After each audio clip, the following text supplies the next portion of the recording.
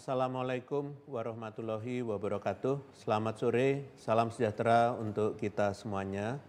Hari ini saya akan menyampaikan perkembangan varian Omikron di dunia, serta kaitannya dengan tren kedatangan pelaku perjalanan internasional di Indonesia dan kondisi kasus di dalam negeri.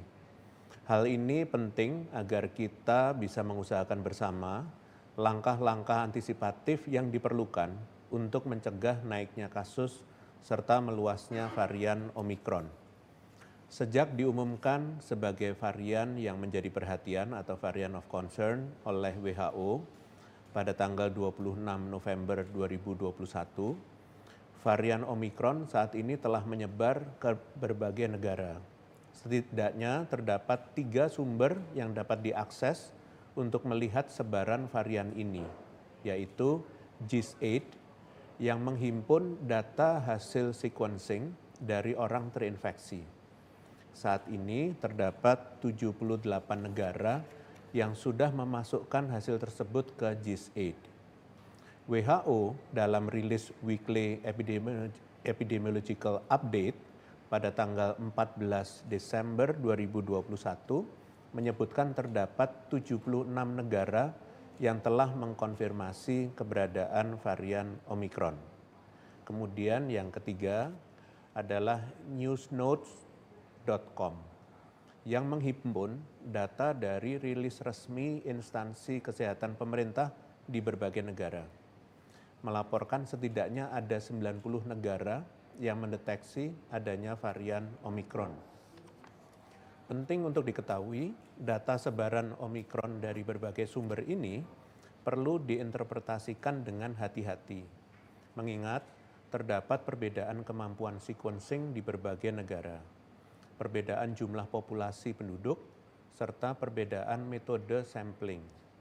Termasuk di dalam negara yang mengkonfirmasi adanya Omikron ini adalah Indonesia, serta negara tetangga seperti Malaysia, Thailand, Filipina, Singapura, dan Australia. Hal ini menunjukkan keberadaan varian Omikron sudah merupakan ancaman yang dekat dan nyata yang harus kita antisipasi bersama sejak saat ini. Terlepas dari adanya varian Omikron, saat ini terdapat beberapa data yang menunjukkan negara dengan cakupan vaksinasi dosis lengkap nyatanya masih dapat mengalami kenaikan kasus. Sebagai contoh, Amerika Serikat yang memiliki cakupan vaksinasi dosis lengkap sebesar 61% saat ini mengalami kenaikan kasus positif dan angka kematian COVID-19.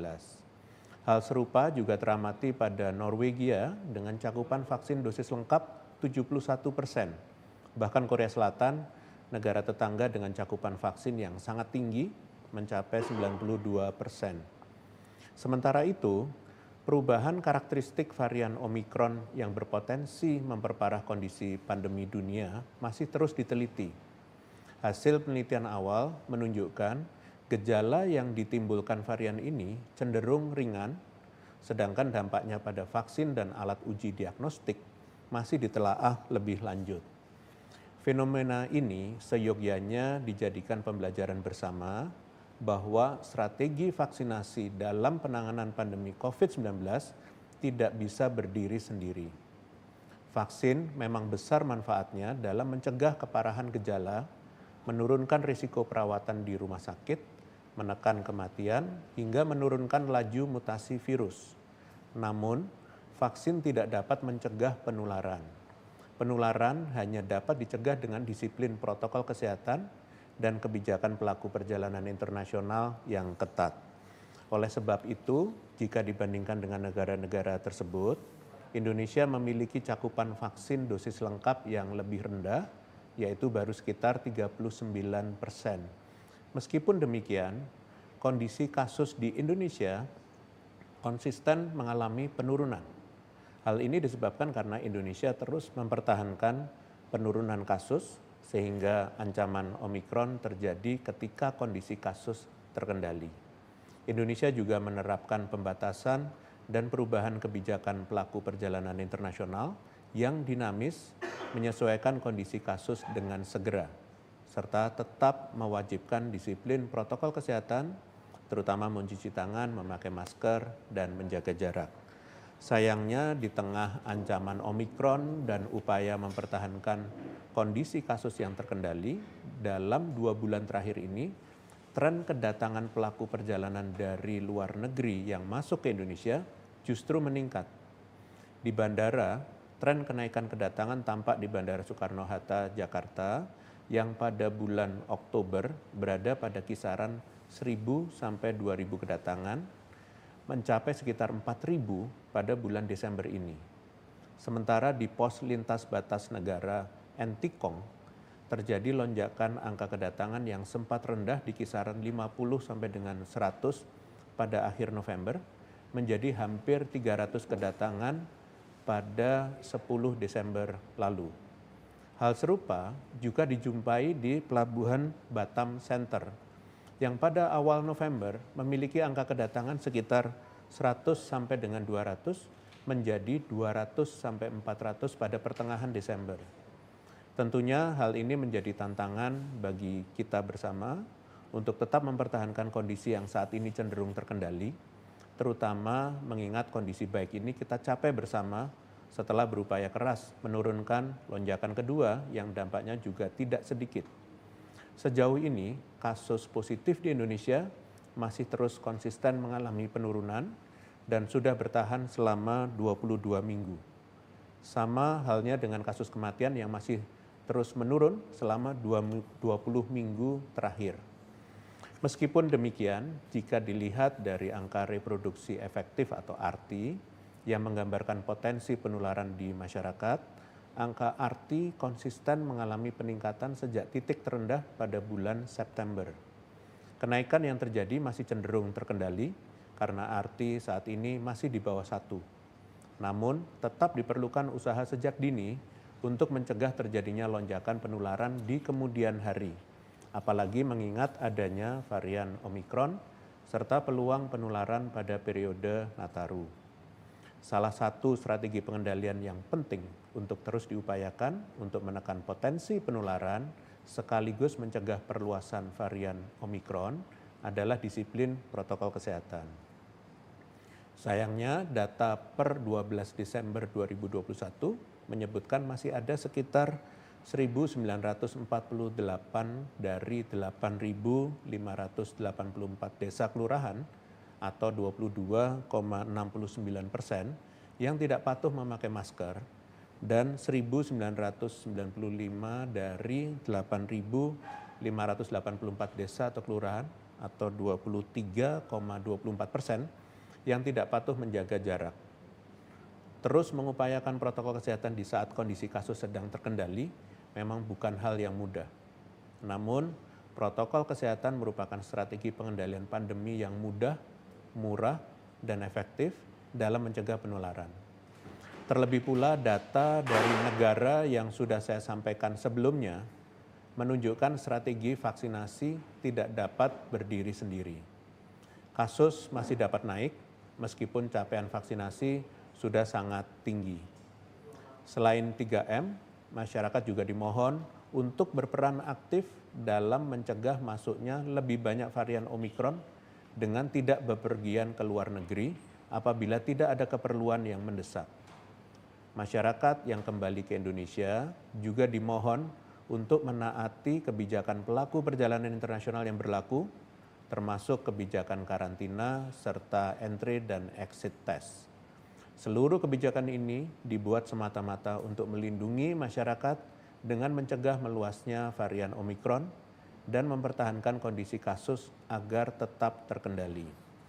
Selanjutnya, saya akan menjabarkan upaya pemerintah dalam mencegah importasi serta menurunkan peluang transmisi komunitas akibat kasus bervarian Omikron.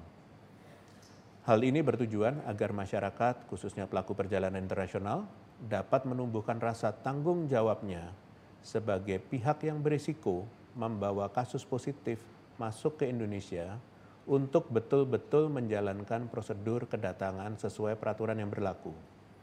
Menurut WHO, terdapat 4 upaya mitigasi yang dapat dilakukan, yaitu yang pertama, mengkoordinasikan alur kedatangan internasional. Yang kedua, melakukan surveillance dan penanganan kasus. Yang ketiga adalah komunikasi risiko. Dan yang keempat adalah mempersiapkan kapasitas pintu kedatangan. Sejauh ini pemerintah telah berupaya mencegah agar kasus yang sudah terdeteksi bervarian Omikron tidak menyebabkan lonjakan kasus di masyarakat melalui yang pertama, rapat koordinasi dan evaluasi seluruh elemen yang terlibat, baik penanggung jawab serta petugas teknis di lapangan, diantaranya BNPB, TNI, Polri, Kantor Kesehatan Pelabuhan, Satgas COVID-19 di pintu kedatangan, Persatuan Hotel dan Restoran Indonesia atau PHRI, Angkasa Pura, dan penyedia jasa transportasi untuk mobilisasi pelaku perjalanan ke fasilitas karantina. Kedua, yaitu manajemen kasus menggunakan PCR dengan SGTF maupun WGS atau whole genome sequencing untuk men-screening kasus bervarian Omikron, mengisolasi pelaku perjalanan internasional di Wisma Atlet dan Rusun sebagai tempat ditemukannya kasus pertama bervarian Omikron di Indonesia sampai 23 Desember 2021 mendatang, serta ditetapkan pencatatan di setiap tahap screening kesehatan yang dilalui pelaku perjalanan melalui dashboard yang saat ini diupayakan dapat interoperable, yaitu aplikasi Hotel Monitoring dan Reservations atau HORE, yang dapat dimanfaatkan berbagai stakeholders untuk mengetahui rencana penerbangan, jumlah penumpang internasional, ketersediaan kamar, dan lokasi karantina. Website untuk pemesanan hotel karantina bagi pelaku perjalanan di quarantinehotelsjakarta.com dalam sistem The Hots atau Direct Booking Hotels Tracking System. Nantinya, proses booking akan menghasilkan QR Code yang digunakan untuk screening awal saat kedatangan karantina di hotel, kemudian screening berkas syarat pelaku perjalanan melalui e-hack atau peduli lindungi yang sudah diisi sebelumnya sebelum kedatangan. Data ini menjadi penting untuk upaya testing, tracing, dan treatment lanjutan jika diperlukan. Aplikasi quarantine system untuk petugas di Wisma men-screening pihak yang layak karantina di fasilitas yang disediakan oleh pemerintah. Ketiga adalah penyediaan informasi seputar kedatangan pelaku perjalanan internasional melalui berbagai website dan sosial media milik pemerintah, misalnya website Kementerian Luar Negeri, Kementerian Kesehatan, dan Satgas COVID-19. Keempat, yaitu beberapa upaya tambahan untuk menguatkan kapasitas screening pintu kedatangan seperti penegakan kedisiplinan protokol kesehatan di sekitar dan di luar pintu kedatangan, upaya screening kesehatan di awal, kemudian dekontaminasi barang bawaan pelaku perjalanan berupa bagasi, kargo, peti kemas, alat angkut, barang, dan paket pos. Kemudian kewajiban entry dan exit test, identifikasi kontak erat kasus, khususnya kasus yang memiliki alur transmisi lintas negara, dan penyediaan alat transportasi untuk mobilitas ke fasilitas karantina. Untuk itu, pemerintah meminta seluruh elemen yang terlibat menjalankan perannya dengan baik, yaitu kepada pelaku perjalanan untuk menjalankan protokol kesehatan 3M, menjaga kebersihan pribadi dan fasilitas karantina, mengikuti prosedur karantina dengan disiplin, termasuk tidak memesan makanan di luar fasilitas karantina, tidak berkeliaran selama masa karantina berlangsung, dan proaktif memantau status kesehatan masing-masing dengan memanfaatkan layanan kesehatan yang tersedia di tempat karantina, khususnya populasi yang berisiko seperti lansia, ibu hamil, dan anak-anak. Kepada pengelola fasilitas karantina untuk menyediakan fasilitas kesehatan yang sesuai standar, melakukan desinfeksi dan perawatan secara rutin, melakukan pemeriksaan kesehatan khususnya kepada populasi berisiko secara berkala, menyediakan hotline informasi dengan response time yang tinggi, dan melakukan pengawasan karantina secara ketat. Pemerintah selalu berupaya keras menyelesaikan berbagai temuan dan keluhan masyarakat di lapangan, baik melalui laporan langsung kepada Satgas maupun media dengan serius. terkait laporan mengenai penumpukan penumpang yang menyebabkan kerumunan di bandara maupun Wisma Atlet sudah ditindaklanjuti dan ditemukan bahwa video yang beredar di masyarakat adalah dokumentasi situasi beberapa waktu yang lalu dan saat ini kondisi di bandara dan Wisma Atlet sudah terkendali. Kami jaga terus sesuai dengan protokol kesehatan. Terakhir, pemerintah pun akan terus melakukan perbaikan berkelanjutan, termasuk menambah fasilitas karantina, agar tidak terjadi penumpukan dan seluruh pelaku perjalanan internasional dapat menjalankan karantinanya sesuai dengan durasi yang berlaku. Terakhir, saya akan menyampaikan beberapa informasi tambahan terkait penanganan COVID-19 di Indonesia. PPKM luar Jawa Bali akan diperpanjang dan berlaku dari tanggal 24 Desember sampai dengan tanggal 3 Januari 2021 dan masih berdasarkan Emendagri nomor 66 tahun 2021. Terkait dengan perjalanan internasional, terdapat beberapa update. Bandar Udara Juanda Surabaya akan segera dibuka sebagai tambahan pintu masuk pelaku perjalanan internasional ke Indonesia.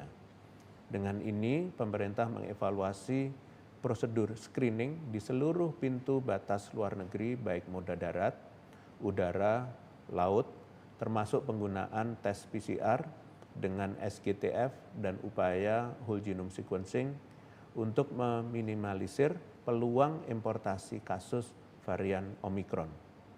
Walau begitu, pemerintah meminta masyarakat untuk menunda perjalanan ke luar negeri karena dapat memperburuk kondisi kasus nasional bila terjadi importasi kasus. Pemerintah berpesan kepada masyarakat yang harus melakukan perjalanan ke luar negeri karena alasan mendesak agar menaati prosedur karantina sesuai aturan. Adanya diskresi yang diatur dalam surat edaran Satgas mohon disikapi dengan bijak.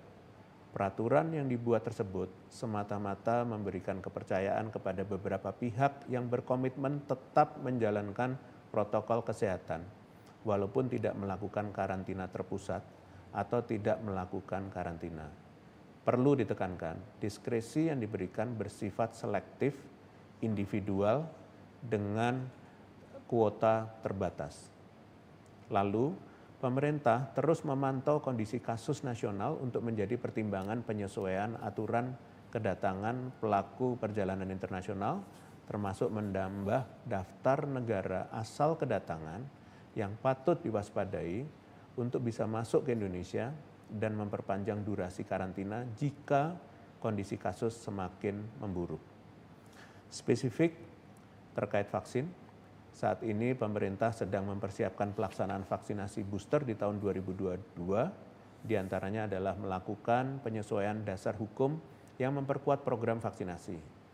Kemudian Badan POM tengah memproses EUA vaksin dari Pfizer, Sinovac, dan AstraZeneca. Selain itu, vaksin merah putih dengan berbagai platform dan asal instansi juga akan sedang dipersiapkan untuk digunakan sebagai vaksin booster. Demikian konferensi pers pada hari ini. Saya lanjutkan dengan sesi tanya jawab media. Terima kasih. Pertanyaan pertama, Diana Jayakartanews.com dan Tio Suara.com. Bagaimana perkembangan Omikron terkini, baik di luar negeri maupun dalam negeri? Kabar tentang karakteristik Omikron simpang siur membingungkan masyarakat. Ada yang bilang Omikron tidak berbahaya seperti Delta.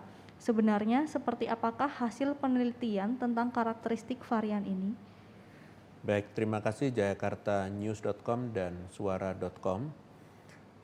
Per 20 Desember 2021 diketahui bahwa varian Omikron telah ditemukan di 92 negara termasuk Indonesia yang menyumbangkan 3 kasus di dalamnya dengan total kasus konfirmasi sebanyak 62.342 kasus. Sejauh ini WHO menyatakan temuan karakteristik varian Omikron dengan dasar studi awalan yang dilakukan. Di antaranya, belum ada bukti peningkatan kemampuan penularan dan keparahan gejala. Ada kemungkinan peningkatan peluang penularan pada penyintas COVID-19 atau secara tidak langsung mampu melawan imunitas terhadap COVID-19 yang telah terbentuk. Sampai saat ini, PCR dianggap masih mampu mendeteksi varian Omikron, sedangkan rapid antigen masih dalam penelitian. Terlepas dari itu, masyarakat diminta untuk tetap tenang dan ikut serta membuat suasana kondusif, situasi dan kondisinya yang terkini dengan mengikuti update dari pemerintah.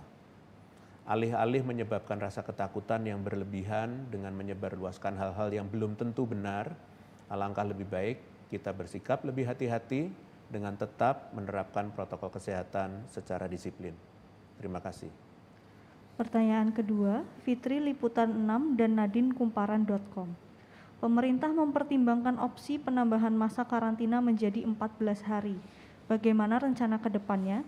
Apakah ada rencana pemerintah untuk mengevaluasi atau mengkaji biaya karantina di hotel atau penginapan, mengingat banyak WNI mengeluhkan biaya karantina terlampau mahal? Baik, terima kasih pada Liputan 6 dan Kumparan.com. Pemerintah akan menetapkan rencana penambahan durasi karantina jika terjadi kenaikan jumlah kasus nasional secara signifikan dan terjadi secara terus-menerus. Untuk itu, pemantauan kondisi kasus terus dilakukan. Apabila dari hasil studi populasi di kemudian hari ditemukan bahwa masa munculnya gejala sejak seseorang terinfeksi varian Omikron membutuhkan waktu yang lebih panjang, maka durasi karantina akan disesuaikan kembali. Terkait dengan biaya karantina, pemerintah telah menyesuaikan dengan dana yang dibutuhkan untuk sesuai dengan standar keuangan pemerintah. Selama masa pandemi, untuk masyarakat yang menempuh perjalanan ke luar negeri karena alasan mendesak, harap mempertimbangkan biaya yang akan dikeluarkan untuk karantina wajib tersebut. Terima kasih. Pertanyaan ketiga, Carlos Berita1.com dan Farid Gatra. Apakah wisatawan Indonesia yang baru pulang dari luar negeri juga berhak menjalankan karantina di Wisma Atlet atau wisma lainnya seperti Rusun Nagrak serta Pasar Rumput di Jakarta? Mengingat saat ini terjadi keterbatasan tempat karantina yang dipenuhi TKI atau PMI. Baik, terima kasih Berita1.com dan Gatra. Perlu diketahui bersama bahwa penggunaan Wisma Atlet dan juga rusun yang ada diperuntukkan untuk WNI dengan 3 kategori utama, yaitu pekerja migran Indonesia, pelajar yang telah menyelesaikan studi di luar negeri, dan ASN yang kembali dari perjalanan dinas ke luar negeri. Ketiga kelompok ini nantinya akan ditanggung biaya karantinanya selama durasi karantina yang diwajibkan. Sedangkan untuk WNI atau WNA lainnya, termasuk wisatawan, dapat memanfaatkan hotel rekomendasi Satgas COVID-19 yang sudah seharusnya dipesan sebelum kembali ke Indonesia. Saat ini direncanakan terdapat 3 fasilitas karantina terpusat tambahan di DKI Jakarta, yaitu Rusun Penggilingan di Pulau Gebang, Rusun Daan Mogot, dan LPMP DKI Jakarta. Terima kasih atas pertanyaan media. Dengan demikian konferensi pers sore ini berakhir. Selamat sore. Wassalamualaikum warahmatullahi wabarakatuh.